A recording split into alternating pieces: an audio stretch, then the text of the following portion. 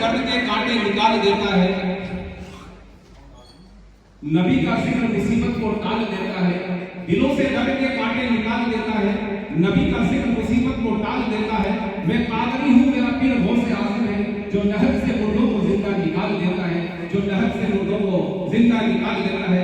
शुक्रगुजार हूँ मैं हुसैन अब्बाई साहब का हमारे बीच में, जिसे मैंने पहले भी बताया, हिंदुस्तान की मशहूर और मारूफ शख्सियत, कुरान शरीफ में 3 मूल्यों पर पेश करके हमारे कौम मिलत का नाम रोशन करने वाले आले जनाब डॉक्टर जाकिर हुसैन अंसारी साहब हमारे बीच में तशरीफ फरमाए।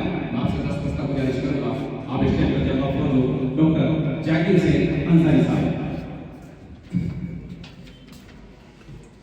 पहले रब की हम फिर नात होनी चाहिए, पहले रब की हम फिर नात होनी चाहिए, बाद में फिर इसकी कोई बात होनी चाहिए।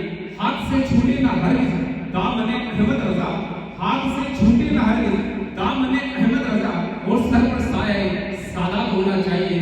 एक बार फिर मैं यूडी परिवार की ओर से बूंदी के कोने कोने से यहाँ पर तशरीफ लाने वाले सभी हजरात का खैर मकदम रखता हूँ, उनका इस्तकबाल करता हूँ। इस प्रोग्राम का मकसद यही है कि बूंदी जिले के वो शख्सियत, वो नगीन है जिन्होंने हर शोबे में अपनी कौम मिलत का नाम रोशन किया, और कोशिश ये की है कि सभी हजरात उनसे मुखातिब हो। देखिए कि हमारे कौम में ऐसे ऐसे नगीन है जो इंटरनेशनल खेल कर आए हैं, नेशनल खेल कर आए हैं, जिन्होंने पीएचडी हासिल की है, जो नेक्स्ट लेवल फाइट किया है, जो डॉक्टर बने हैं, इंजीनियर बने हैं, आरएस बने हैं, आरजेएस बने हैं। इंशाल्लाह कोशिश ये रहेगी कि बूंदी में यूडी इस तरह से काम करती रहे कि यूडी का मकसद मैं आपको मुख्तसर अंदाज में बता दूं कि यूडी का जब आज से 3 साल पहले मुफ्ती आलम रजा गोरी साहब जब अपनी फराग हासिल करके बूंदी में आए कि बच्चे अपने ख्यालात का इज़हार करना चाहती है। यूडी ये भी चाहती है कि हमारे बच्चे जो बोलने में झिझकते हैं, स्टेज पर खड़ा होने कर अपनी बात का ख्यालात का इज़हार नहीं कर पाते, यूडी चाहती है कि ऐसे बच्चों को मौका दे। मैं बुलाना चाहूंगा मेविश इल्म की फजीलत पर आप आए और अपने ख्यालात का इज़हार करें। हमारी प्यारी बच्ची मेविश, आपसे मैं गुजारिश करूंगा कि माइक पर तशरीफ लाएं और अपने ख्यालात का इज़हार करें। इनका टॉपिक है इल्म की फजीलत। हमें फौरन एक्शन लेना चाहिए और ऐसे वाक़ये हमारे पेरेंट्स से शेयर करने चाहिए, क्योंकि आपकी सेफ्टी आप ही से है। और हमारी कौम को तालीम में आगे बढ़ाने के लिए ऐसे ही प्रोग्राम हो और इस तरह के प्रोग्राम हर जगह पर होने चाहिए, जिससे कि हौसला अफजाई के लिए एक बहुत बड़ा मोटिवेशन मिले। वजूद की गर्ज़ और आयत क्या है? रब ताला फरमाता है खलक़ल मौत वल हयात लियब्लुवकुम अय्युकुम अहसनु अमला। मौत और जिंदगी को इसीलिए बनाया गया है ताकि तुम्हारी जांच हो कि किसका अमल अच्छा। तो हमें इस बात को कभी फरामोश नहीं करना चाहिए कि हमें दुनिया में इसलिए भेजा गया है कि हम आखिरत की तैयारी करें। अब आखिरत की तैयारी के लिए ऐसा नहीं है कि हम बादिया नशी हो जाए, किसी पहाड़ की गुफा में और किसी बंकर में जाकर के अपने आप को समेट लें और रात दिन सिर्फ हक़ूक़ के नारे लगाते रहें, तस्बीह घुमाते रहें। ये एक मोमिनाना जिंदगी की अलामत नहीं है, इसलिए कि ला रहबानियत फिल इस्लाम, इस्लाम संन्यास नहीं सिखाता। हमारे लिए आइडियल मुस्तफ़ा प्यारे सल्लल्लाहु अस्सलाम रहमतुल्लाहि व बरकातुहू। मेरा नाम तस्मीह अंसारी है।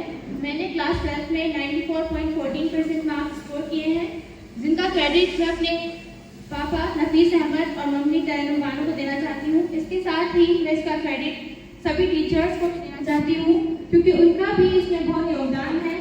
और United development and education society के सभी मेंबर्स और फाउंडर और खुसूसी मेहमान जो यहाँ आए हैं, उनका भी मैं शुक्रगुजार करना चाहती हूँ कि आप सभी की वजह से हमको आगे बढ़ने का मौका मिला, और आप आगे भी इसी तरह कौम की खिदमत अंजाम देते रहें और बच्चों को आगे बढ़ने का मौका देते रहें।